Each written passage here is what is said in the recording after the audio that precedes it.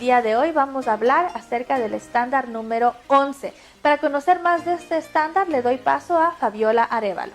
Gracias, Mari Carmen. Buenos días, estimados cooperativistas. Un gusto más compartir con ustedes cada uno de los estándares del proyecto Gobernanza e Inclusión Financiera GIF. El día de hoy vamos a ver el estándar número 11 denominado Funciones y Competencias. Este estándar se refiere a cómo la organización ha definido sus políticas para determinar la estrategia corporativa, su presupuesto y su plan de acción, cómo vamos a lograr, sobre todo para asegurar la sostenibilidad de la organización en el tiempo. Luego vamos nosotros, como segundo componente de este estándar, vamos a definir escalas salariales, es decir, hay que definir la remuneración y en función de qué condiciones lo vamos a hacer. Si nosotros establecemos como cooperativa una jerarquía de la organización, cada uno de esos puestos debe tener una escala salarial de un mínimo a un máximo y de acuerdo a condiciones técnicas por competencias establecidas en la cooperativa. Además, debemos definir nosotros de qué forma vamos a hacer la evaluación para que se cumplan esas condicionantes de escalas salariales, porque no tendría sentido si es que solo definimos políticas y no hacemos un seguimiento y no apoyamos a un plan de carrera interna del personal y de sus funcionarios. Además, debemos identificar cuáles son los procedimientos para el cese también de los directivos, cuáles son los procedimientos para identificar los riesgos más importantes dentro de las funciones y competencias. Todo esto nosotros debemos comprobar que esté reflejada en cada una de las actas en lo que le compete a la Asamblea General y al Consejo de Administración. Continuamos con el estándar número 11, funciones y competencias. Y aquí otro de los componentes es verificar, comprobar, tanto en actas como en reglamentación de la cooperativa, que el Consejo de Administración sea el nexo entre la Asamblea General y la gestión, la administración del negocio, en este caso la gerencia o sus consejos de administración y vigilancia.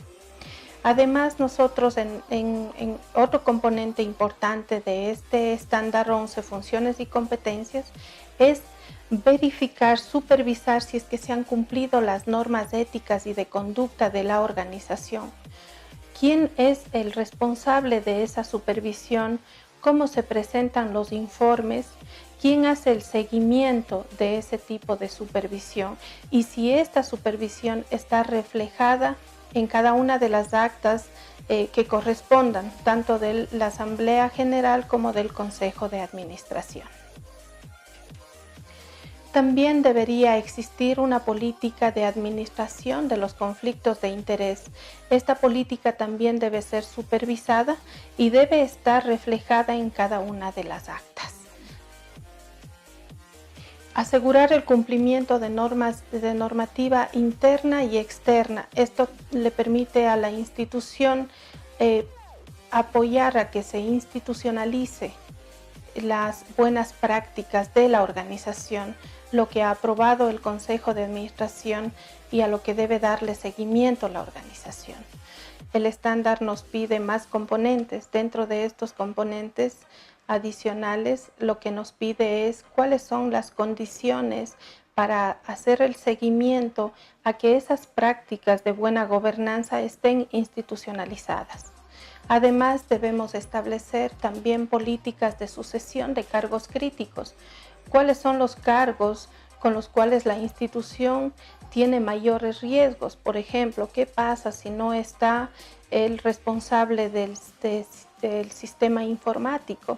¿Y qué pasa cuando la cooperativa depende 100% de ese cargo para que funcione ese sistema y pueda brindar los servicios?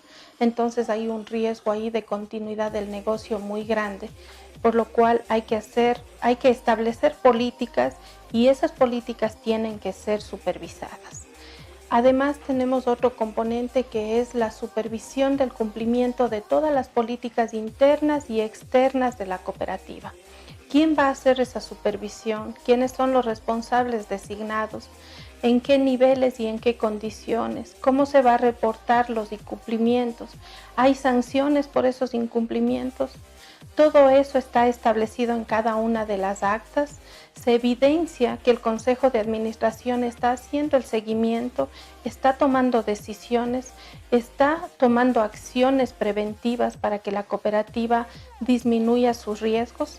Y además, ¿cómo ha identificado como último componente los riesgos la cooperativa? ¿Qué tipo de riesgos tiene la organización y cómo espera superar cada uno de esos riesgos y mitigarlos de la mejor forma?